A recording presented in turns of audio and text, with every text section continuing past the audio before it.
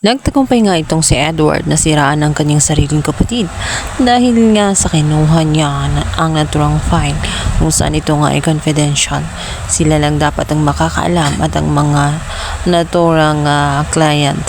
Ngunit may nag-leak sa naturang confidential file kaya naman maraming nagkakaalam na siya ay nagbibigay ng discount. Ang lahat ngayon ay nag-e-expect na ng discount sa bibilhing property. Kaya naman galit na galit itong si Greg at naaway naman itong kanyang anak na si Paolo dahil nga sa kapalpakan na ginawa umano niya. Ayon sa kanya, dinimpansan niya ang kanyang sarili at sinabi na ang bagay na iyon ay napaka-confidential at nagtataka siya kung paano nag-leak ang account na iyon o ang discount na iyon. Gayong siya lang dapat ang nakakaalam dahil naroon lamang sa kanyang laptop. At dito siya napatingin sa kausap niya na isang lalaki. Nakasabot nga nitong si Edward na ito mismo ang nag-utos. Dahil ang gusto nito ay maisahan itong si Paolo at masira ang kredibilidad niya. Nang sa ganoon ay magalit sa kanyang husto ang kanyang ama. Tik na ngang mapagbuhatan ng gamay ni Paolo ang kaharap niya. Naturang kakampingan nitong si Edward.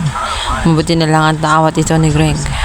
Wala siyang ibang naisip na taong nag-leak ng naturang account o naturang file, kundi ito lang dahil ito lang naman ang lalaking ito ang may motibo na talagang siraan itong si Paolo dahil na rin sa gitgitan nila sa naturang posisyon. Kaya naman ang buong akala nga nitong si Marge na nakatulong na siya sa kanyang asawa ngayon ay naudlot na naman dahil meron na namang ng meste dahil nga may nag-leak at may nangialam sa laptop nga nitong si Paolo.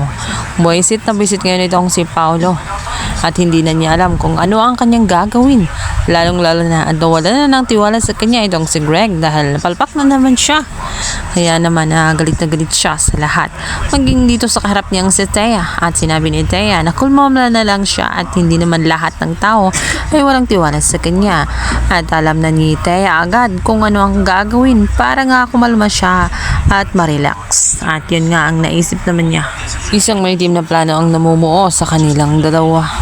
Nang ito rin ang magiging way kung bakit magtaka nga itong si Marge dahil na rin sa nakita niyang nagsinungaling ang kanyang asawa.